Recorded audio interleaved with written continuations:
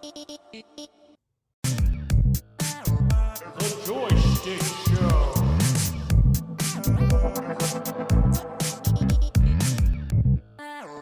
The Joystick How's it, everyone? Show. We are the Joystick Show. Your three favorite friends from Hawaii are back to talk story about what brings us joy in comics, video games, and pop culture. We'll share our shtick with you, so stick around. If you fancy what you hear, please like and subscribe on the platform you frequent. Your support is greatly appreciated. If this is your first time, mahalo for spending it with us. I'm your co-host Drake. That's Thomas. Don't get mad on this one. What up, what up? And that's Scott. How's it?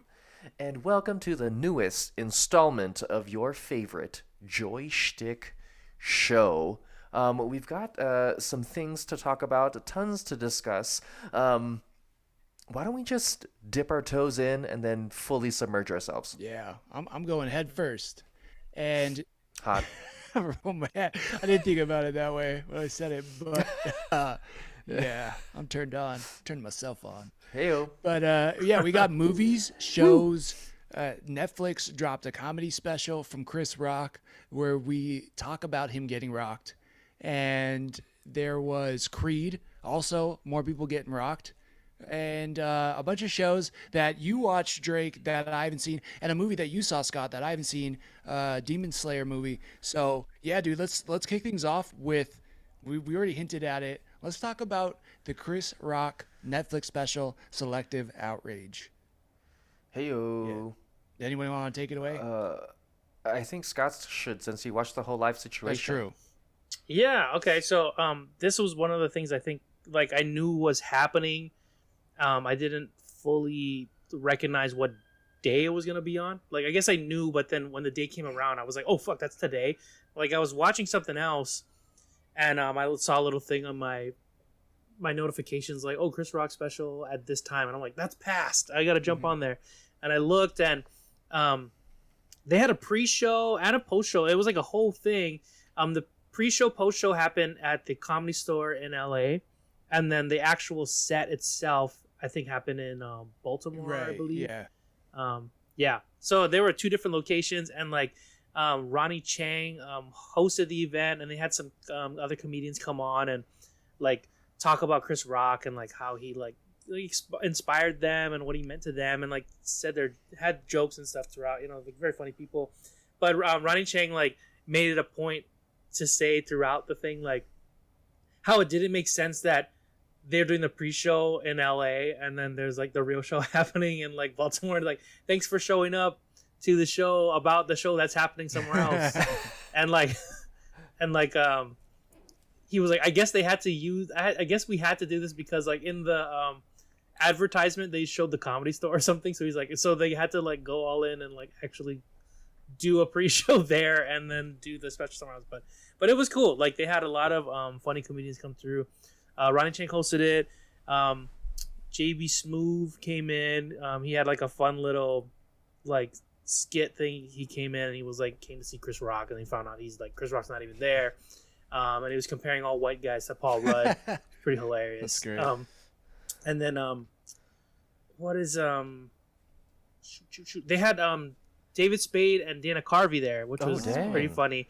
And like they made it a point too to say like how strange it was that it was like two white guys kind of like, because they hosted the after show, and like they're like, yeah, who better to host the Chris Rock after show than two white guys, like two older white guys. That's great. And it was on like David Spade's right, it was like Arsenio Hall and this new black comedian. I'm not familiar with her work, but with what she was saying in the whole posting, like she seemed like a pretty funny person. And then on Dana Carvey's left was Kareem Abdul-Jabbar, and Okay. and then JB Smoove. So it was like these like four like powerhouse like black people, and then like Dana Carvey and all that. Yeah, and Dana Carvey, David Spade, yeah. Perfect. And like they just kept like, you know, because if you want, when we're gonna talk about like Chris Rock special, he brings up a lot of things, and like a lot of it is like really related to like an experience, like the black experience. Like if you were African American, how you maybe get treated, or how you see the world in certain perspectives and stuff, and it's like, you know, it'd be talked about after the show, and like David Spade and Dana Carvey, like anytime it kind of came to them, they're like, yeah, I really have nothing to say, like I gotta be careful here, or he was like, David Spade was like, oh, you want to do your impression or something, like jokingly to Dana Carvey, and he was like, yeah, I got one, and he's like, no, don't. And then he started doing Barack Obama, and it was like, oh, and they're like, was that racist? And he's like, no, it's not racist if it was good. That was a good impression. Yeah. Like, and it was like this whole thing, but that was like the only thing they kind of added. And anytime it was just funny seeing it get past to them, and they're like, yeah, we're gonna dodge that. And then they it was pretty much the whole time the host can't say shit. You're like, why have them like, host? why are we hosting? Yeah, it was so funny. But Arsenio Hall and JB Smooth and Kareem Abdul-Jabbar and stuff like that. I mean, they all had like really great funny comments and stuff like based on the special. Yeah. Stuff. Which it was a funny ass special. I was really surprised. Really you know, like I don't know. I remember Chris Rock being really funny growing up, but I don't remember ever watching his stand up and cracking up. Like he always was like a movie comedian to me.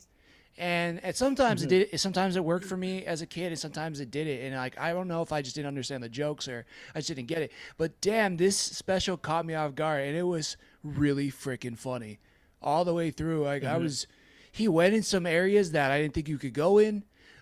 Drake made a really good point. We were talking about it this morning before we jumped on the pod, a long time before recording. But it's just crazy. Like you have certain comedians when they get to a certain level, they're so rich.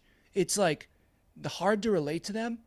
And at least that's how I feel about it, or I guess maybe how we feel about it. Don't let me put words in your mouth, Drake. But Oh yeah, put it in my mouth.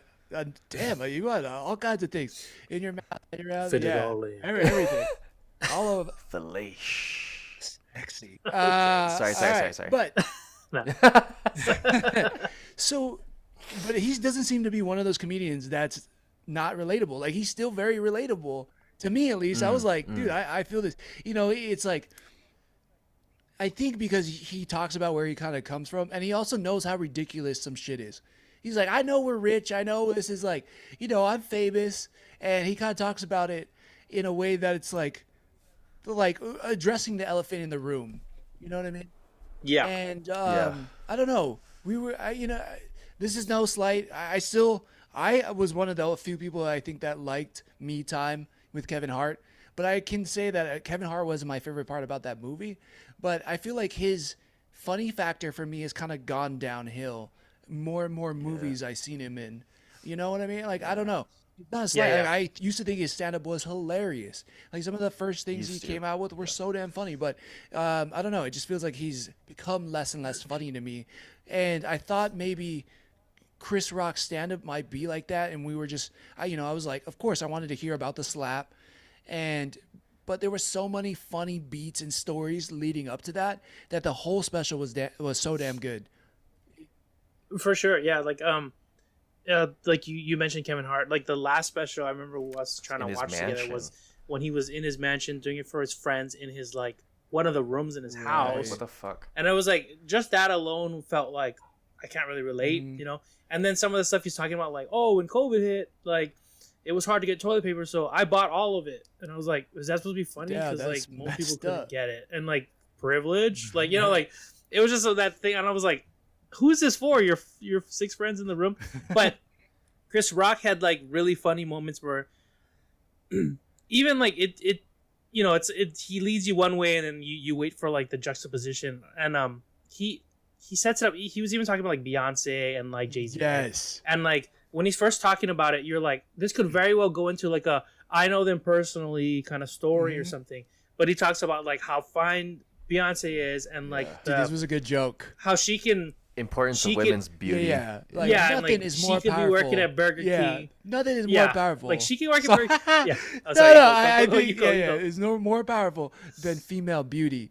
And then the example he gave, which was what you were gonna say.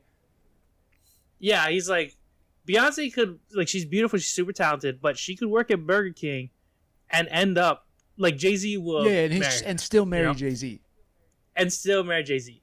And or Jay-Z was still marry Beyonce and she's working at Burger King. And then you reverse the role. He's like, now if Jay-Z is working at Burger King, And like everyone starts laughing because like there's no fucking way he's getting anybody. Exactly. Like, you got to do more to work at Burger No, King. totally. Like, That had me rolling because you're like, I love good like comparison jokes where it sets up one thing and you're like, that's a fact, and then you're like, but let's flip it.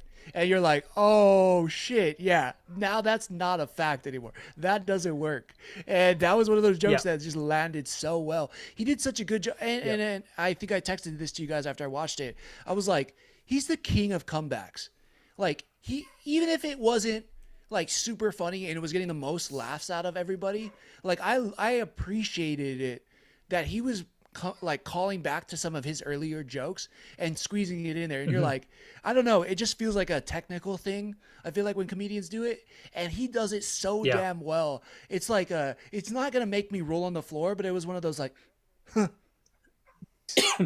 no, yeah, it really makes you, you know, like good. Yeah, exactly. Like you appreciate every aspect of it. You know, he dissects it completely. Yeah. Like even the way his cadence is, and he repeats like the line like 3 times, and on the third line, like he just like, you know, like beauty is this, beauty is this, and then you're like, okay, now you're gonna. It's like it's ingrained in your head. You get it, and then he's gonna hit you with like the punchline. So now you know there's no mistaking what it was even about or whatnot. He's been known for his like his not only his cadence but like how he speaks. Like they've threaded a bunch of his specials together where he's saying the same jokes and on beat every single time. But I think something that we can also touch on with Chris Rock is that let's touch on it. Let's touch on it. Sorry, I had to get what in. You were saying it. So. Since his divorce, he's gotten way more relatable considering his success. Individuals like Chris Rock, like Louis C.K., who can kind of transcend their own kind of transgressions are fantastic. Even more so, you can think about somebody like Ali Wong, who was super like on fire when like her first special. You could say the same thing for Ellen DeGeneres as well too. But then Ellen hit this point where she became so wealthy and so rich and so influency that her comedy wasn't relatable. And I would make the argument for Ali Wong's most recent one, she's less relatable because essentially all she's talking about is kind of the opposite of what her quote unquote morals and values were when she was going into that situation, right? She was getting married and, you know, trap the man, et cetera, et cetera. Right. And so you can evolve and change, and that's completely fine. But when you take that and then it becomes like not a dehumanization, but something you can't really relate to because how you built your comedy, how you built your character and your brand is so different from where you are now. Individuals like Chris Rock, who have essentially taken this huge global catastrophe and essentially made his whole specials punchline on that one thing, and yet bringing poignant points not only to the black community but within our social situation as a whole as to why this is happening more consistently and why it happened to him and how he's dealing with it and how people should deal with it. It was just super beautiful the way that he was able to kind of shape his special. Yeah, man, it was a masterclass for sure. Yeah, and I liked even the way he summed up certain things, like the oversensitivity of certain things, and like I know that's like a touchy subject that not everyone can always phrase and like sound like, you know, you're like, oh, I'm gonna sound like an asshole if I say this, right? But it was interesting where he's like, hey, I'm like about there are definitely victims, and I'm not saying there aren't any victims. He's like, but it was interesting where he's like, but right now the emergency room is filled with people. Right. Yeah, I'm like, that was a good way to put it. Like. You know, you see that like he just had a good way of summing up certain things. I want to go because Drake kind of touched on it after the divorce. I loved the joke where he was like, "My wife, or my ex-wife, she's just as rich as me, and she's not even funny."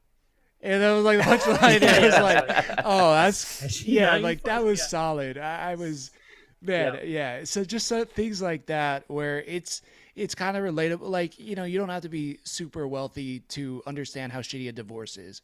Like, you don't have to be super wealthy to understand like bad kids or like wanting your kid to learn a lesson, you know, coming up in the world too. Or even he touched on like men dating younger. He's like the younger woman just wants cheaper shoes. He's like, you got an older woman. He's like, can you fix my roof? And he's like, what? I gotta do estimates now for this pussy or something like that. That was like hilarious. Yeah, for sure. And again, you know, it's probably, it just seems relatable. Like even if you're a 20-year-old or, especially, sorry, older guys, but like if you're 40 and up and you have an ex-wife, like, yeah, oh wait, it probably is cheaper to just go buy a girl shoes or a purse or clothes, and then instead of like fix her house, fix her beat her car, and she's got a Mercedes, I don't even know it. What's an S380 or whatever he was saying, or Yeah, like, he's like, I got the new Tesla, or I got one of the old Teslas, but it takes gas. Yeah, like what? Yeah. So, And yeah, he did a great job of like, even whatever he touched on, even if you feel a certain way about it or whatever, like he still said it in a way where it was like funny. yeah. Like even if you're like, I don't really believe what you're saying, but like the way you presented that's pretty fucking hilarious. And he did a really good job of doing that. Just like making it the bottom line, it was funny.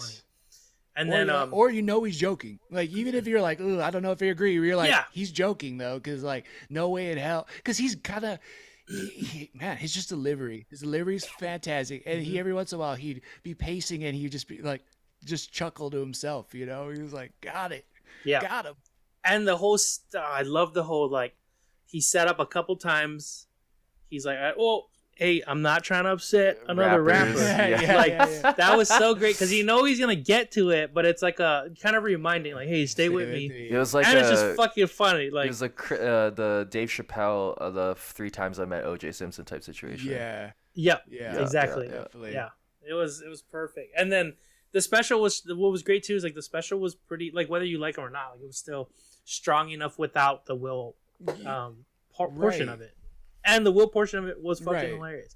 And he even had a part in it where I really like, he's like, he fucks up the joke and he says it. Yeah. He's like, oh, he said the wrong movie in the wrong order. He's like, fuck the joke. And then he goes back and like makes you forget he fucked the joke, and he still makes it work. And I was like, that's pro. Yeah. Like that was really good. I was impressed because I think for us, doing improv or like anybody who's done any public speaking, you think that's like your worst nightmare when you're gonna like, and then this is the last line and I'm gonna drop it and everybody's gonna be like, yeah, that's awesome. Or you're just like, I hope I make it through this thing unscathed. And that part where he messed up, he was just like, I messed up, and then he just kept going, and like it stopped me for a second because I'm like, oh shit, what is he gonna do? But he just moved on, and then you're right, I completely forgot he messed up till you just said it. And it's like we're a couple days later now. It's crazy. Another thing that he did that a very, very, very few comedians can do is like allow emotion on the stage and still be able to like complete their act. Dave Chappelle can do it sometimes. You can see it a little bit with George Carlin, but he's so rehearsed. But the way that you could tell how much he was emoting because he was fumbling through a little bit of those his lines. Like it seems, and that's kind of why he messed up the joke a little bit, because he was really feeling it. Yeah, I see what you're saying. Okay, because I was just gonna clarify. Yeah, just because it feels like he's speaking from the heart. Is that? Yeah. Like he like you could tell it in his eyes, you could see it in his veins in his neck, the way that he started to hold his microphone, like his body language is showing not necessarily stress, but like how this is fucking insane. This happened to me, right? Like he's telling the story as if like somebody pulled a gun on you or somebody stole something from you, etc. Like you're telling a story that kind of pain. In Friends, and then like this should happen. I swear to God, this should happen. I promise. And but he's kind of almost reliving it. It was crazy. You're right. I feel like he is one of the only recent comedians I feel like can say that stuff and kind of, or say it like that and get away with it. To where it's not emotional. It is still funny. Yeah, like because he's telling a lot of poignant points about like his daughter and how his daughter fences, but then his mom essentially had to go to a vet in order to get her teeth looked at, and then now his mom goes to Paris and gets to see and hang out with his daughter who cooks in Paris. Like just how like he gives you a very full version of what he is capable of and what he did and where he comes from and where he's going and how he's trying to bring it back together. Like he was hosting the Oscars and then he got slapped in the face by Will fucking Smith. Like how surreal his life is, but how relatable it is because he's not taking it for granted in that sense. Yeah, because he brought up that he's like, my kids are brats. Like they're assholes basically. Right? He's like, because they're rich kids. He's like, I'm rich, but I'm still poor. Yeah, but my like, I still mindset, see myself my as broke. mindset, it says Yeah, I'm my broke. mindset- Yeah. Which Yeah, my mindset says I I'm think, broke. I yeah, think a lot that's of people awesome. can relate to that.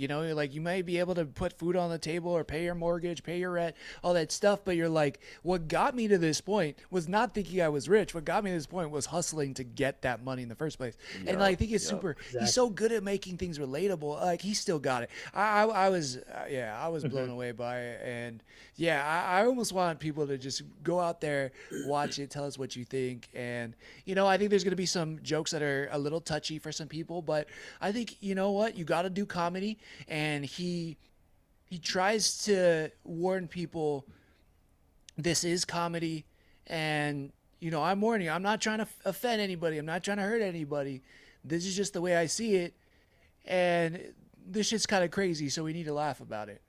And I love that. I feel like he, hopefully this special gives more space for people who are not as big as him to do their comedy and not have to worry about offending people.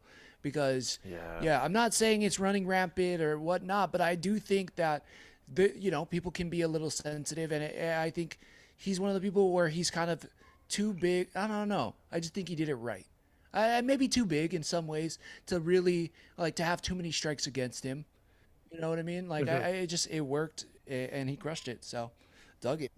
Yeah, and that's part of the beauty of, like, him being an awesome comic, right? Like, he can take all the words we're trying to say right now and, like... Yeah, and give you an example. Like, that's exactly how I've been seeing it in my head, but I haven't been able to, like, it.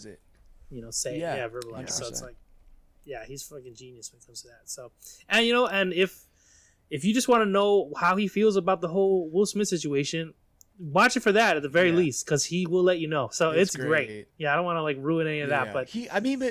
I don't awesome. want to ruin that either, but I'm like, dang it. I mean, he even says he looks up to Will Smith. I mean, that felt so relatable because I'm like, I agree. Like, Fresh Prince, like Men in Black, like all that stuff, like which Bad Boys. And he's like, I love that stuff. He's like, it's crazy that this guy is that mad at me. He's like, what? It would be. That's actually, that's true. Yeah, we gotta talk about that. Like, that's crazy. Yeah, like, just because you see two people as famous people, you hardly think about, like, who were their people they looked up to, or because at a certain age you're like, they're all the same age kind of thing. It's easy to feel that way, but like it's then he starts talking like, man, like Will Smith was basically my hero. I'm gonna hop. I need to pause. Well, okay, yeah, it's just crazy. Like, Will Smith was basically my hero, and then, like, your hero got up on stage, slapped you in front of everybody in, like, this moment that's supposed to be a big deal for you, and just fucking belittled you. And that's like, what the fuck? Like, and some extra content too, because Jada apparently was telling him to quit because a movie of Will's wasn't nominated, which was one of the drivers. And that's like that's a worse thing to say to somebody. Is what he was trying to get across, right? Like, and he's like, I barely made I made this weak ass joke that was like he's like, I could have went harder, basically, but I also just, like, too, like, why is she getting in their business? You know what I mean? Like, why is she trying to control the situation not only with Will but with Chris as well too, right? Like, where's the right come from? Where does that entitlement come from? Exactly. To even mention it or say it, it's like, what the fudge? I really liked how he went in on them, like both of them, and like, it was great. Yeah, I never really thought of Chris Rock in Chris to me never made my Rushmore, but at the same point in time, I feel like this at least put him on my list in general. I list things, people. I have a running list of my favorite comedians. I know. For sure, yeah. I've talked to Scott about this the other day, ad nauseum. So this special alone, and maybe a little bit of his last special, I would say, made him on that list. Cause Tambourine. Yeah, because a lot of his stuff in the beginning was kind of just very, like, gimmicky, almost like how Martin Lawrence was to an extent, right? Had the character play and the voice pitch up and pitch down, and I was like, and now it's a little bit more. It seems more real. It seems more natural, in my opinion. Obviously, I'm not a comedian per se, but we've viewed stand up for years. Yeah. And so I think we have enough. No, that's true. information Like, there. I feel like nowadays the stand up I enjoy, are the ones that cover material that seem like are genuine ideas from the comic itself. Like, not like things that are like, oh, this majority of people would probably think this is funny. It's Yeah. more like, this is kind of what's been on my mind, and I'm gonna make it funny. Like, this is Bruh. the funny way I think about it. And yeah, and I agree with you. Like, Chris Rock hasn't always been like my favorite. Kind of like how, there's actors who you're like, they're not my like super favorite, but you can like, they're like, oh, when they're in a movie they're gonna crush it. Like, so I respect I respect his like yeah. his level of being a comedian and everything. And like, it was great. I did enjoy this special. There weren't moments. I mean, there weren't like, every moment wasn't like super like laugh out loud funny, but I really enjoyed everything. Yeah. He structured it so well. He And, like, did something that I think Louis did well after his little fiasco, is that he took that whole thing and then like he made it poignant about the time of today and the farcicalness and the ridiculousness of the whole situation as a whole. Like Louis talking about all of that stuff that took place, and like he's still able to be Louis, and I think Chris is still able to be Chris, obviously much different because he's a Black American, and so with that comes a lot of extra stressors that we don't necessarily think of or have to deal with. And to me, it feels like he's being more himself in this special than having to be the person who has to be better than, if that makes sense. yeah. Well, I'm back. We had a dog emergency, but Ooh. yeah, we got it going.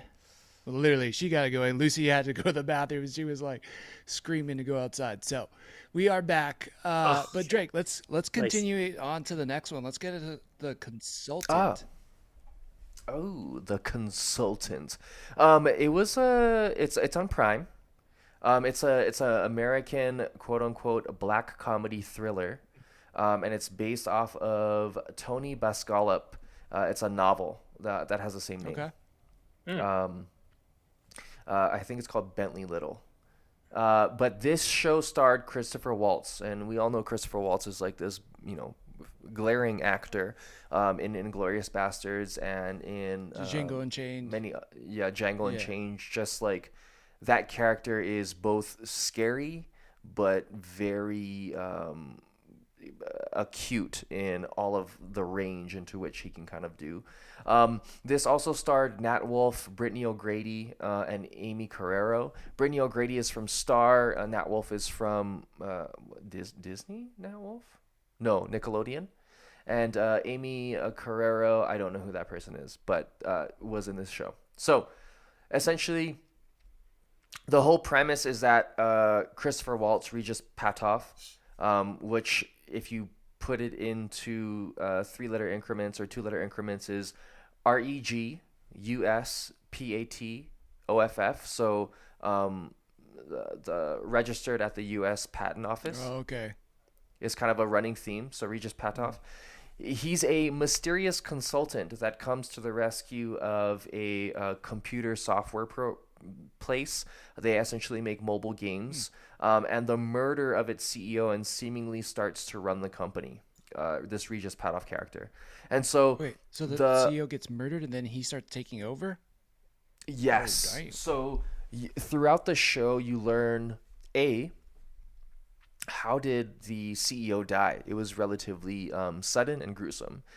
B, you learn how this consultant came to be and why this consultant seems so off in terms of the candor of both the movement, how he walks, how he thinks, what he says. The character, Brittany O'Grady and Nat Wolff, are kind of the two primary individuals. They have their own shit going on, not only between them, but in their own lives, that the character Regis Patoff kind of pushes them through in many different ways, both dramatic, scary, potentially violent. And then you kind of start to be put in these very scary, very unyielding situations where even you don't know how you would react, right? and then it becomes a mystery, slightly sci-fi, but I would say not necessarily sci-fi proper. It's like adjacent. Yeah. And Like then not true sci-fi, but there's like sci-fi Yeah. ish themes. yeah, like you're kind of like, this seems not natural, normal. And you're taking on this journey where it's suspense. You're completely enthralled with not only the characters' backstory, but like how these people are interacting and why it's important to what's happening now. Which is, Regis Patov is a consultant. He's here to help the company grow, and you can see that he's done this to other companies where he's gone in, offered his services. The CEO has mysteriously passed away. He's come through, became the consultant, and brought the company to above average numbers. So all of these companies typically would be failing in the background, and so he comes and kind of saves these companies. But you don't really know why. You don't really know how all of this is taking place, and et cetera, et cetera. But you come to find out that through these steps, it's a good thing Yeah.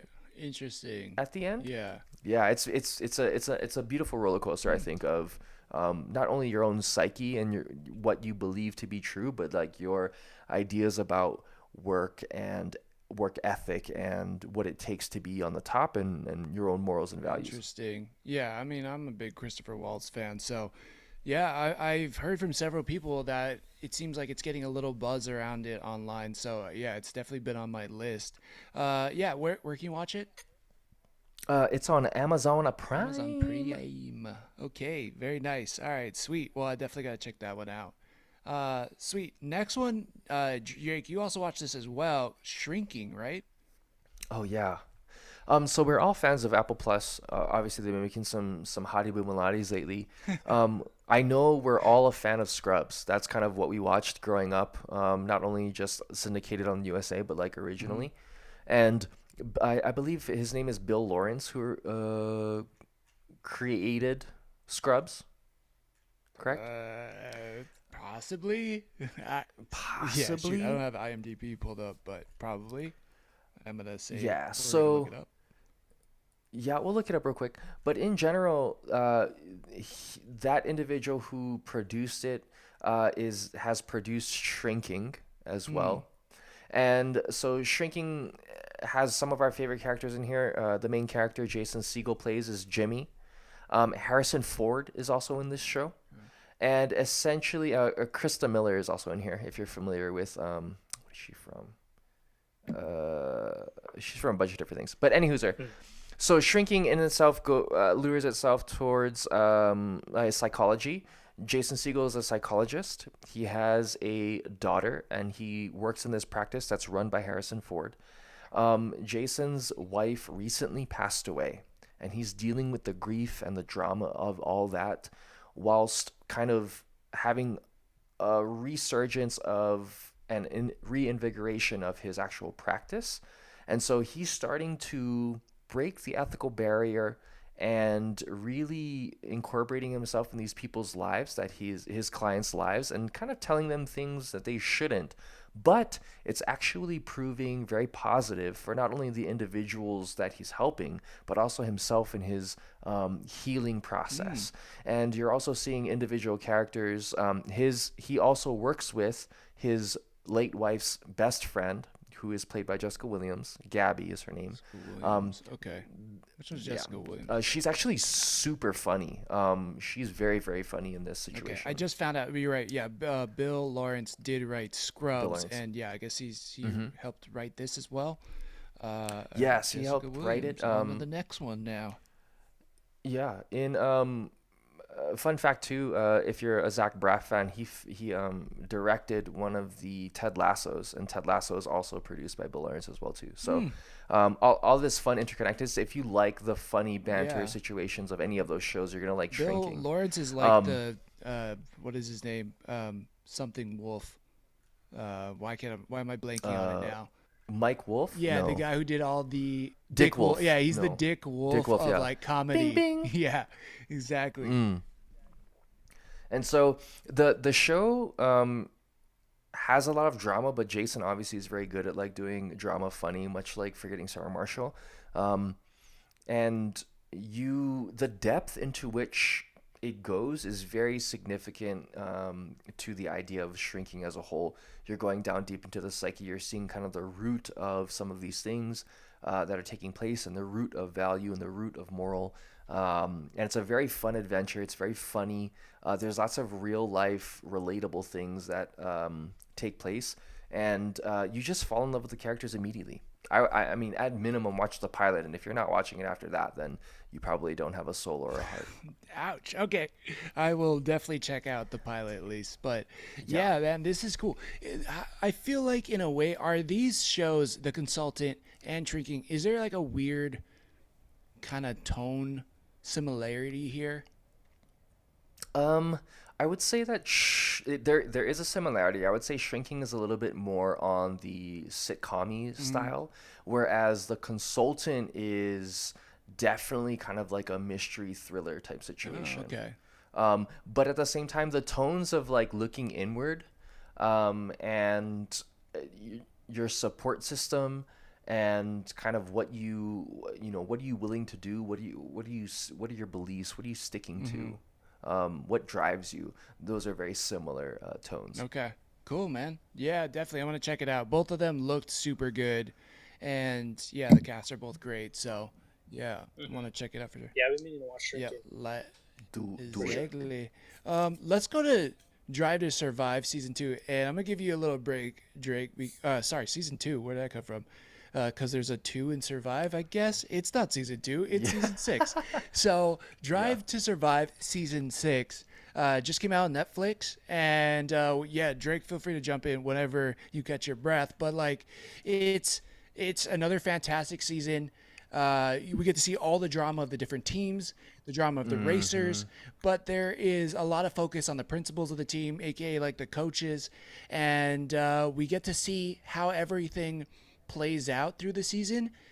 Now, my one thing with this season as opposed to Drive to Survive season 5 was that because we're focusing team by team, which I don't remember it being like that in season 5, there was a lot of time jumping. And I didn't definitely like that. It was hard to follow for me a little bit. Did you run in that same situation? So, I felt very similarly to how you're feeling about it. The only thing that I think is the silver lining is that the big battle in the community that of like F1 diehards is that like Drive to Survive isn't linear. So it's hopping around a lot. And what this season is doing better than it has in the past is like labeling the races that are going on, so that you're not like, is this just the race right after this race? And so you're kind of getting that at the same point Which in I was time. still doing with the names, but at least I can look it up. You're right. Yeah.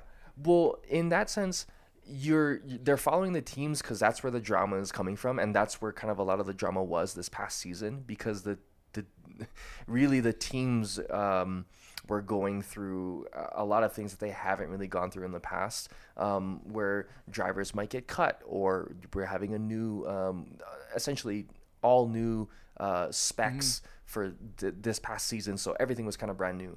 And so it's not really so much about the racers as much as how can the teams now transition from the old specs to the new specs, and then how can the drivers then cope with those things. And then so I think the focus was more on the teams in that sense. However, it is kind of confusing when you're thinking about like, so what race are we on now? Like, how is this relevant to this? And if we're just focusing on the teams, like, how is the story being driven in that sense? So in that particular realm, it was very confusing. Yeah, definitely. I mean, it's still interesting, and it's still captivating, and it's still like, oh shit, and then this guy does this, and he's partnered up here, but he's not doing so well, and he can't figure out the car because it's porpoising too much, and all that stuff is still super interesting. But it really felt like every episode you're like, where are they going to start in the season? Are they going to start at the middle? Are they starting at the end? Oh, okay, we're lucky this time. This episode starts at the beginning of the season. And it feels like this weird time jump per episode, and you don't really know. And you're right. They're trying to pick out themes for each team that are interesting, and they are there. They're really like, oh shit, that what's this person going to do? Are they going to be cut? Why haven't they won a race? Are they going to swap to another team? All that stuff is interesting, but it's just like, when is this happening? And then attached to when is it, the hint as to when is where, and then you have to, by knowing where, you have to then look up when. So it's like, I didn't care for that. I mean, I will say I was confused by that. But again, it was great. I'm so hyped for this season. I texted you after I finished watching this new Drive to Survive and was like, oh, dude, okay, Bahrain's coming up. Yeah, I think it was Bahrain. That was this past Sunday. I was like, oh, I'm getting up and watching it. Spoiler alert, I didn't. But I was about it, and I did try to set an alarm. I just didn't activate that alarm to then wake up to watch it. But the season is back, and if you want to know, this is the thing that I really love about this show. These drivers are so amazing. They're traveling around the world. They're so just rock stars in their own right, and they just seem untouchable. And it seems hard to, I don't know, get close to them or get to know them. And this show does a really good job of allowing you to get to know them, getting you used to or introduced to the principals of the team, who are characters in their own right because they're CEOs. Like, I don't know any other sport where the coach of the team is a CEO, but they are. And it's just crazy. There's a lot of drama that goes in there. And because of that drama, you find yourself being attached to drivers or teams and all that. And then you find yourself rooting for them because of that basis. And so it still does a fantastic job of that. I think we're starting to see it in Upswing, which is a new golf documentary series that just came out, which is kind of the same thing in a way. It's a completely different sport, and the athletes are different for a lot of reasons. But again, these people are living the life, traveling around the world on private jets, are rock stars in their world, and we get a little taste of it. So I think that's the next show I'm going to dive into. But this Drive to Survive was super addicting from the start. I agree. In general, there are other series like on Amazon where they have the football documentaries and both American and soccer and a little bit of rugby. Like Hard Knocks. Hard Knocks. Getting to know the players in the sport builds more togetherness. It builds more rapport with not only the fan, but like with the team that you're watching as well too, and like the overall structure of not only the sport, but what it means to not only the players, but what it means to the fans, what it means to the city, et cetera, et cetera. I think that this has now kind of been the brick and mortar as to how to make to grow a sport, because F1 5 years ago, nobody gave a fuck about F1. Yeah, in like America for sure. In America, you're right, for you're sure. Right about that. And so now you're not only are you seeing that with soccer documentaries like Wrexham. Yeah. Not only are you seeing that with Drive to Survive. Now you're building these huge global markets based off of sports, and that also gives a lot of availability for individuals in other places to work towards something, right? Being not only progressive in that sense, but representation matters. So if I don't see the sport, I'm not interested in the sport, I can't do the sport. So now Drive to Survive, I think, is to a degree the epitome of how you grow a sport, especially in a place where it doesn't have a lot of coverage. For sure. Yeah, I don't think you get that new Upswing show on Netflix without Drive to Survive. I'm pretty sure the PGA went to the people who made Drive to Survive and was like, do this for golf. And we got it. Genius. Yeah, it's smart. And for sure, genius. It's, if you didn't grow up golfing and you didn't, you're kind of interested in it, but you don't understand the scores or like what the story points are. Or and all this stuff. I mean, the characters for lesser description is like, this catches you up on who people are, what they're about, why they do what they do, why they're the best in the world, all that stuff. And you're like, I just feel like when you watch it, it's so captivating. Then all of a sudden you're like, oh, I really like this person. I really like this team. Or you can't help but be interested in it now. And then hopefully it carries over into actually watching the sport, which is like how you got me into watching Drive to Survive and now into actually watching F1. And like, again, if my alarm clock works, I will get up and watch the races. Yes, I mean, yeah. If you're not into F1, watch this. You'll definitely get into F1. If not, don't worry, you will. Yeah, no doubt. All right, so let's get into something I think a lot of people are waiting for, which another big movie that came out. We kind of hinted at it in the last episode, and we're here. Jay Majors standing off for a massive battle against Michael B. Jordan in his directorial debut, Creed 3. Scott, why don't you take it away on Creed 3? Right on. So we were talking about this a little bit off air, and I think we agreed. We didn't at all. I made that up. I like making shit up. Get a liar, that's what I bro. do. Bro. This movie, like I didn't think I'd enjoy it as much as I did. My expectations wasn't like super crazy.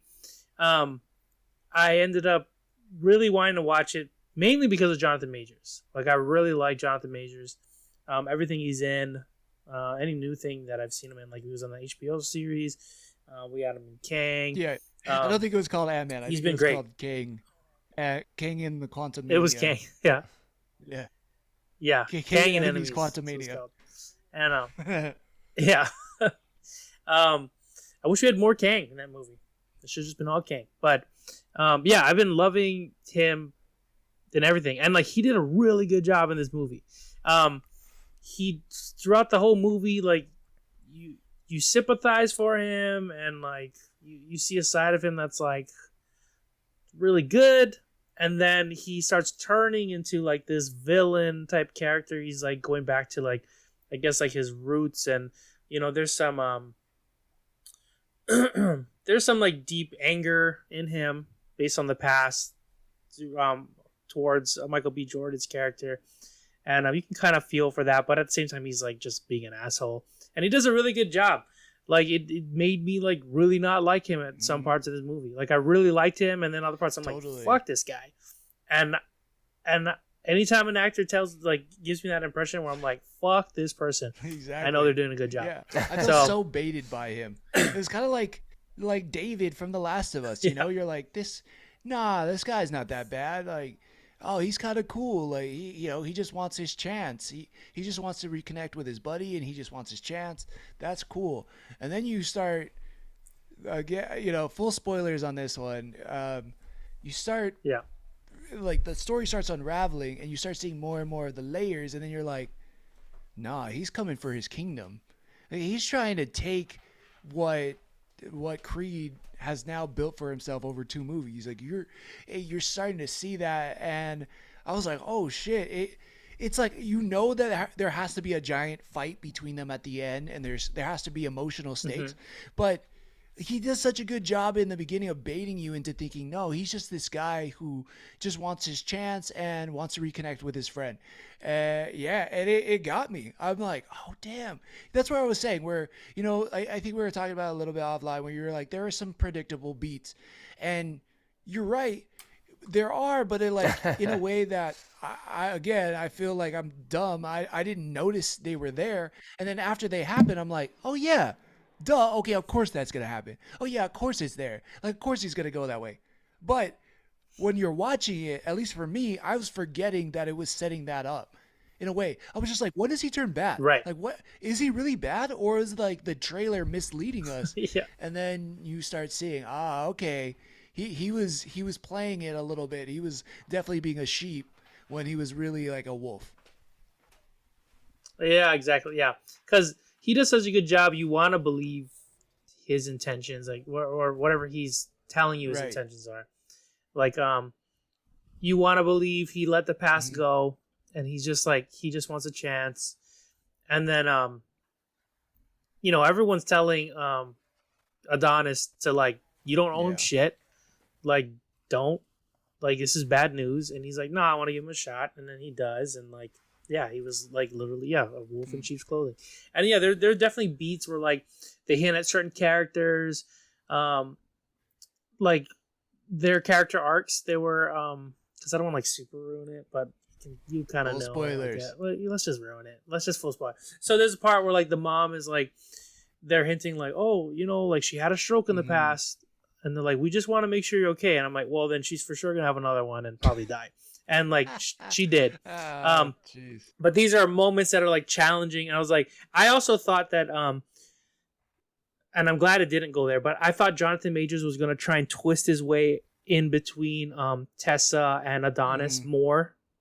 Like, because there were moments where he's like having good conversation with her, and I thought maybe he was gonna like, you've seen it in other things where maybe Tess was gonna be like, he's not that bad of a guy. She's like and starts then taking his side. Adonis be like, no, you don't understand, and she's like, you're going crazy right now. Yeah, Control your I don't temper, see and that like in that sort of him thing. at all. And I'm glad that didn't. Yeah, and I'm glad they didn't do that because it kept them more as like a team. It was interesting, that whole idea of like self-defense. That was an interesting topic that was brought up, where like his daughter like hits another kid in school because she just gets up in front of the whole class and rips her art project in front of everybody. Like, I thought that was aggressive. like, what the fuck? That was super aggressive. And then, granted, violence, like, like it's not really the answer, but I knew you were gonna say that. And then that like, case, nope, violence is the answer here. You just punch that girl in the well, face. the thing is, especially kids, you're like, like I wouldn't look past kids. Like, that's like a primal instinct to be like, why the fuck did you do that? No, like, I'm gonna punch you in your face. It seems like a very kid thing to do, and you're like, okay, it makes sense. But and then they had that conversation where like, he was just trying to say, well, sometimes you're thrown in situations where like violence is just gonna be the answer. And we've seen, and we go back to Last of Us, like there are survival situations where you can't talk your way out of it, and you're just gonna have to. And he's like, I just want to make sure she's prepared. And that was an interesting debate. This movie was kind of like, I was trying to, there were parts of it was like I was predicting it, and I'm like, it's kind of like a superhero movie where like what's gonna happen. It's called Creed. He's gonna win. So whoa, spoilers, man. Oh yeah, shit, dude. Oh, sorry, man. He wins, bro. But what's cool is the journey, right? And like seeing Jonathan Majors, like he was really nasty, and especially like with the history they had, and like and the break he got, you think he'd be a nicer dude, like at least take some things into consideration. And it almost seemed like he kind of would have, if like there was that turning point in the ring where like he was like, hey, I like cheated and won, aren't you proud? And Adonis is like, dude, like, no, not like that. And then that's when he's like, I guess you're my enemy now. Like, that was a turning point. Very like okay. Very simple-minded. Like, for as smart of a dude he was, that was like a very like simple, I guess like he's almost trapped in the past in that sense. Where it was like, well, then if you're not on my side, then like fuck you and fuck everybody kind of thing.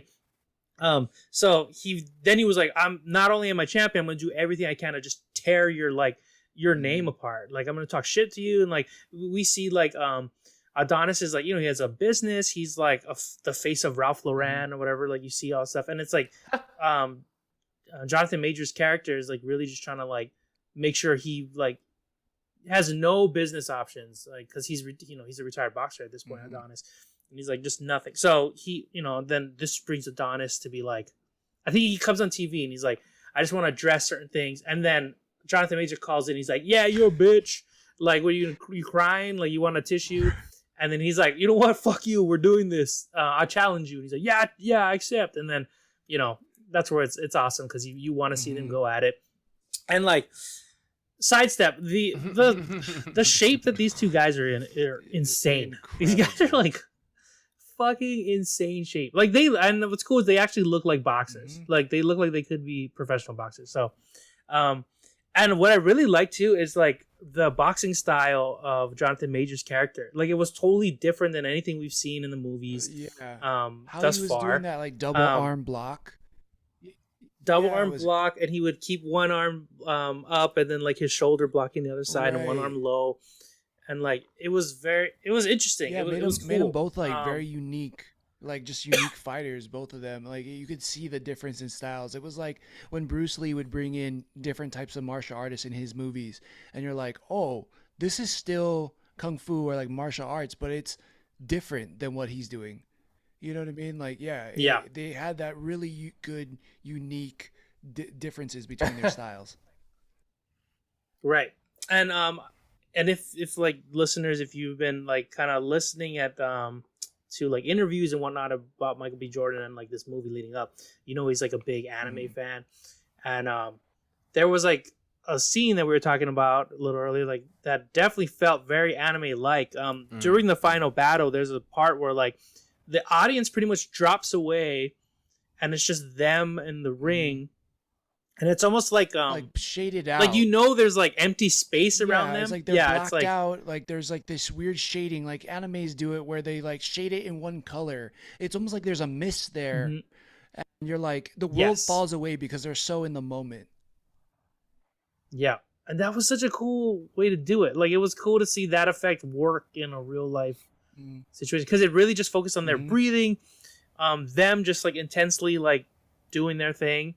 And then there was even that moment where they both punched. It was like that iconic, like, and I think Michael B. Jordan said he took that straight out of Naruto, where they both kind of like hit each other. Really cool. But yeah, it was just like overall, if you liked any of the original Rockies, it gave you that feel. Like like those are pretty self-explanatory. Rocky's gonna win and what. I mean, it's not all the time, but there's so many Rocky movies. But the main thing is like he's the lead and like. At the end of the movie, like you're like you want him to win, and when he does, you're like, yeah, I knew it. Like you did know it, but you're also like just as excited as if you watched the Super Bowl. Yeah, they're like beating the crap out of each other, and you're like, at any moment, one of those punches is gonna make this guy go down, and he's not gonna get back up. And that's what these Rocky movies do so well. There's emotional stakes, and they're beating the crap out of each other. So you're like, I know he's gonna win. He's gonna win. Wait. He's gonna win, right? Wait, he's gonna win? Are you sure? Like, and then he does. You're like, yeah, I knew it. But it is one of those things where you're like, maybe he doesn't this time, and they do a good job of messing with your expectations that way. It's kind of crazy, but yeah, it was one of those where you're like, damn, you kind of see.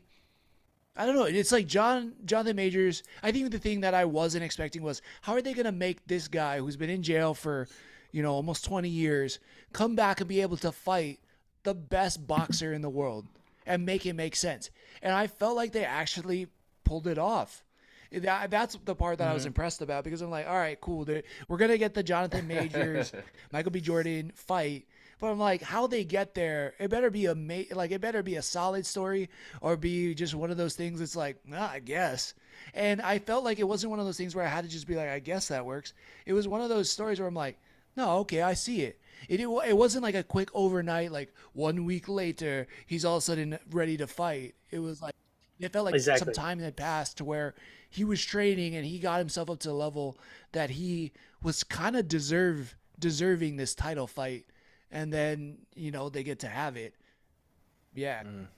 Yeah. And it was in a badass place. The setting. That's true. And it was cool seeing like some of the older, we got to see the old or the younger Victor Drago come back. Who, dude, he looks like Henry Cavill, like older brother or some shit. I looked him up after. I'm like, dude, if they ever did Superman Red Sun, he could be him. Ooh, like the Russian version. Because I was looking at like, Henry Cavill's 6'1", I think, and this guy, Florian Montiano, is 6'4", okay. And he has like the same build as like Superman. He's I'm like, massive. This is fucking insane. And then I looked up weight classes because so before watching Creed 3, I watched Creed 1 and 2. They're on HBO Max. If you guys haven't watched it, go ahead and watch those. Because like Thomas, I watched Creed 1 a long time ago, and then Creed 2, I was like, man, I never got around to watching it. So I watched it, and like. Dude, you look up the actor. Dude, he's like 245 pounds or something. And Michael B. Jordan is like 178. I'm like, the weight class, they shouldn't have been fighting each other. Like, the guy's almost 100 pounds heavier than him. And then it's like, every time he gets hit, you're like, he might die.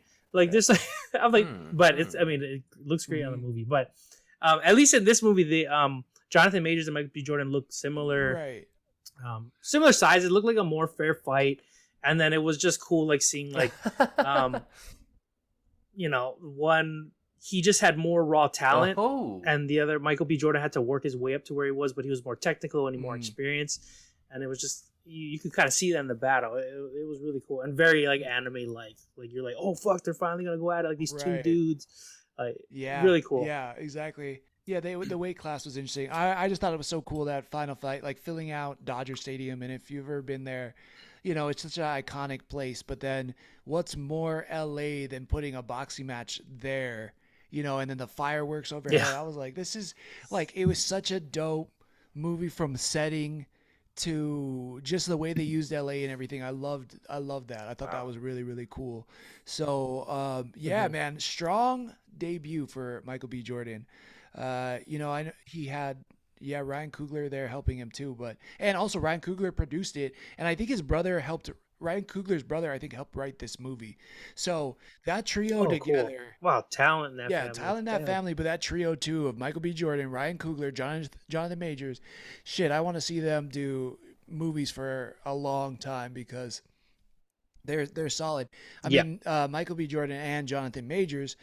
If you haven't seen Michael B. Jordan's acceptance speech, he just got a star on the Hollywood Walk of Fame.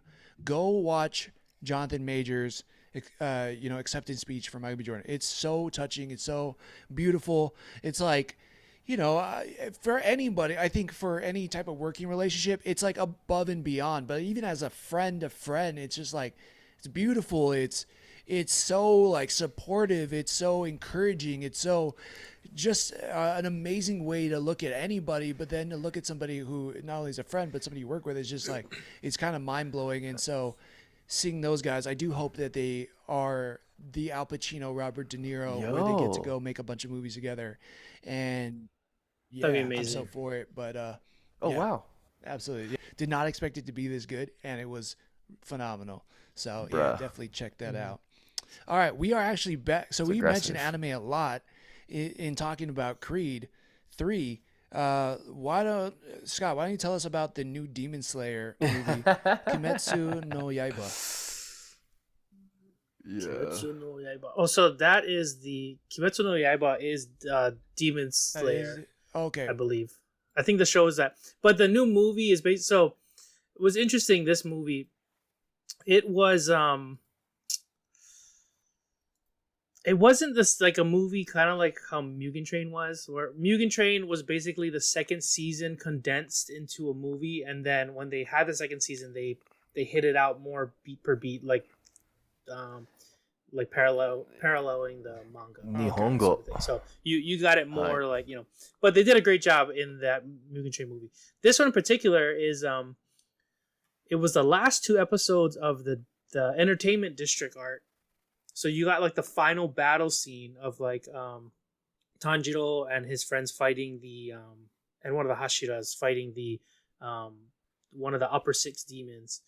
And then after that, it was the first episode of the new season that's yet to be on air. It cool. plays I think beginning of April. So like not too far Yeah. away, like less than a month, but it was cool to see on the big screen. Like, so I took a break from Demon Slayer for a while, and one of our friends was like, "Hey, I'm looking for someone to like come watch the movie," So I'm like, "Okay, I can catch up." So I ended up watching all Mugen Train, and then I watched all the Entertainment District to get ready for it. And like, man, I forgot how fucking good the art is in this freaking anime. Like, it's so good. Like, if you aren't watching Demon Slayer, like, start watching it. It's like so good. Like, I know like from Mugen Train it got, because I remember watching the first season and I did enjoy it, but like I do now remember like second season stepping up the art like by a lot. Like the action and everything is it's like really good. So when you get to like the final battle of Mugen Train, it's like insane. And then all of the Entertainment District, it's like maybe 3 episodes of like this is what's going on, and then you get the big bad right away, and then like the rest of the season is like 12 episodes long. The rest of the season is like a fucking big battle. Wow. It's insane. I'm trying to get through the first season. yeah, if that's you're not- why. Like I like there's a It's a lot of there's a build-up, lot yeah. I like about it, but it is kind of slower, and they're setting up the characters, they're setting up the world, but it takes a while for me. It just takes a while to get going. And I keep saying, like, I hear people say, "Man, Demon Slayer so good, Demon Slayer so good," and I'm like watching it, and I'm like, it's good, but I think I'm on episode 10, and I'm like, there's things that are really badass about it. I like the sword and the color of his sword. What, his is black, and that kind of stuff is all really interesting. And he's trying to protect his sister, but it is a little slow. So I feel like it's good to hear that you're saying get through season 1, because season 2 it starts like it ramps up everything.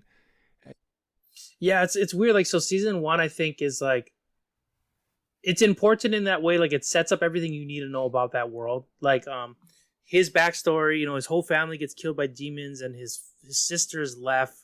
But she's kind of a demon, but also like kind of aware of like not going full demon. So she doesn't like, she kind of listens to her brother. So strangely, she's traveled around in this box on his back. So it's kind of like vampire rules, where like daylight can destroy them. But once you get through, like, okay, he wants to become a demon slayer because his whole family got destroyed. He starts learning how to do it. Then he gets into contact with like the top demon slayers. They're like, maybe, I think like 10 of them or whatever.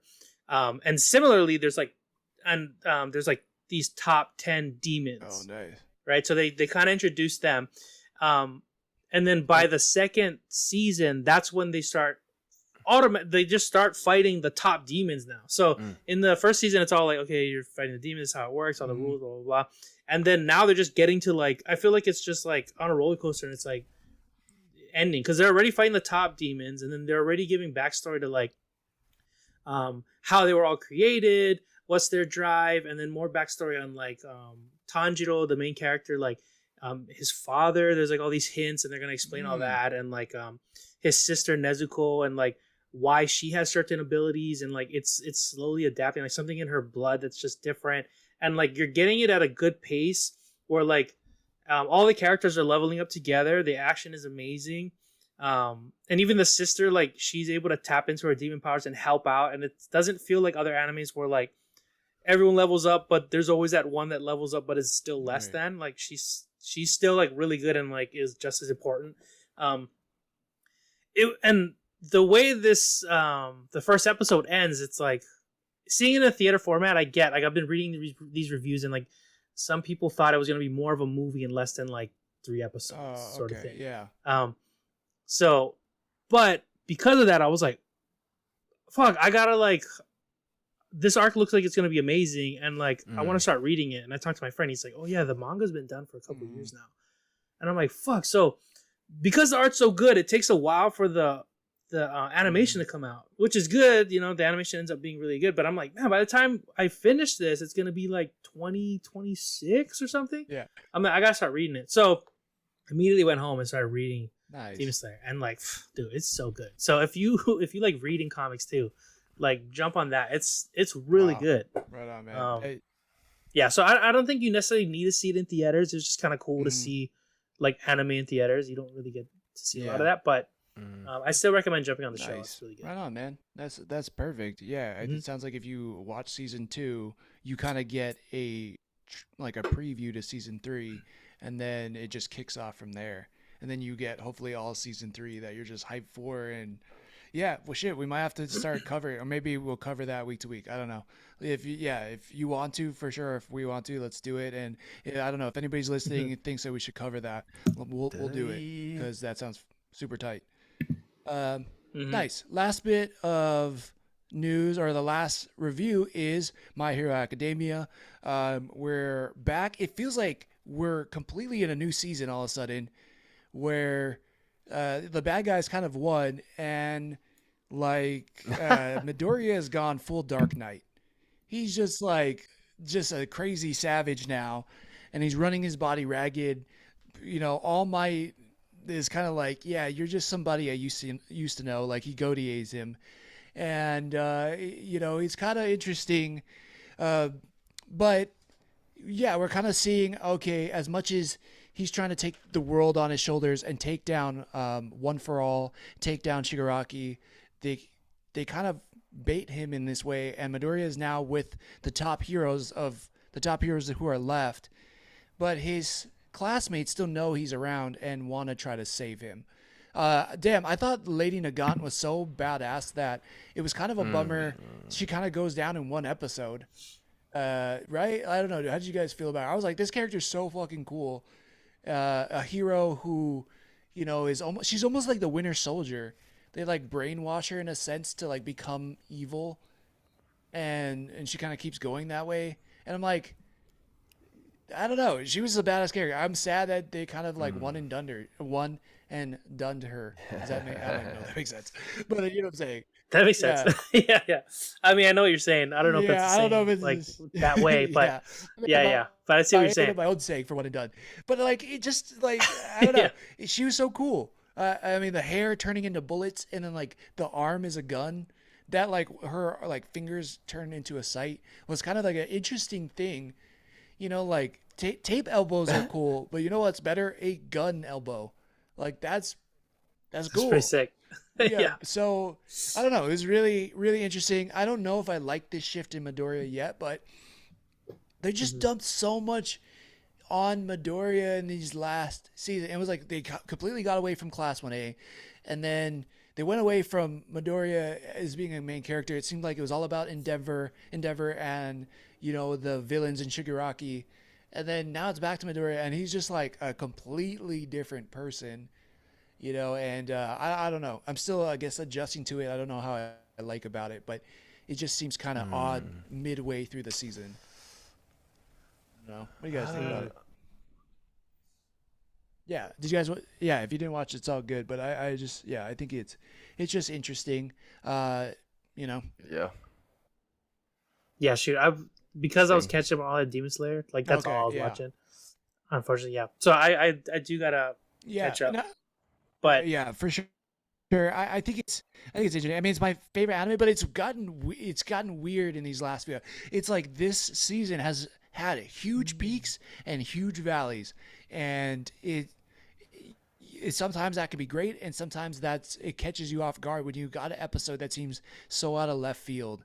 And these last two have kind of felt a little out of left field, but if you haven't watched the Lady Nagant episode, I would say go back and watch the episode before this one, because she's a super badass character and she's super interesting, looks cool powers. The battle is cool. It just, I don't know. I'm like, where is this going? Because I thought I understood, and then I didn't know. And then I'm like, oh, I see. And then now I'm like, I have no idea where this is going all over again. So... Do you feel like it's kind of fillery right now? Yeah. Yeah, maybe it's a filler, but I just don't see what it's filling in. We jump around so much, in these episodes are short, you know, they're like 24 minutes, and 4 minutes are just like an intro and credits and an outro. So it's like we have 20 minutes, and in those 20 minutes, you jump around to like 4 different storylines. There's Class 1A, there's the top heroes, there's Midoriya and All Might, there's some villain things, and so I don't know. I hope it's leading somewhere is all I could say. Yeah. Dang. Well, I'm still gonna watch it, but yeah, I hope it, especially coming off of like so much action, right? And then now it's like you'd want it to be a little more balanced. Like I get it, like you gotta like maybe do some boring episodes, but like I don't know, keep me interested. Yeah. It's just weird. There's something. Also, you're trying to see where it's some going. things Right? that are interesting, but again, you're like, what? Like, how did we end up here? Is kind of how I'm feeling about it, you know. And I don't know. It seems like a huge change in Midoriya's character, like really abruptly, and it makes sense, but kind of out of nowhere. It just seems so abrupt. You know, it's probably how some people felt from WandaVision into Multiverse of Madness. Like, it makes sense, but you're like, I don't know. It feels a little, a little hard to digest when it seems so fast. So, Yeah. Yep. Anyways, I'm going to stay up on it. I'm going to have to definitely check out Demon Slayer, and then I'm also catching up on Rebels now. Rebels is a great show. I don't know why I didn't give it a shot back in the day, because the animation's great and it's good. Do that too. So, that's my recommendation of the week. Besides everything else we watched, but I don't know. Any closing thoughts, guys? Thank you for sticking it with us. Hey, bye. Yep. All right, for real. All right, hello everybody. Bye. The Joystick Show.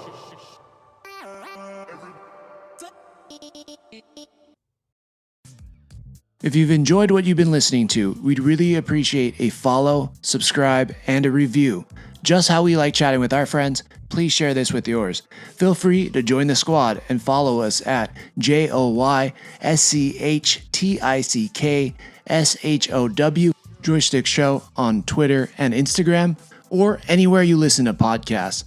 And if you feel like submitting topics or questions to be discussed on future episodes, you can email us at joystick.show@gmail.com. As always, thank you, peace out, and make it a great rest of your week.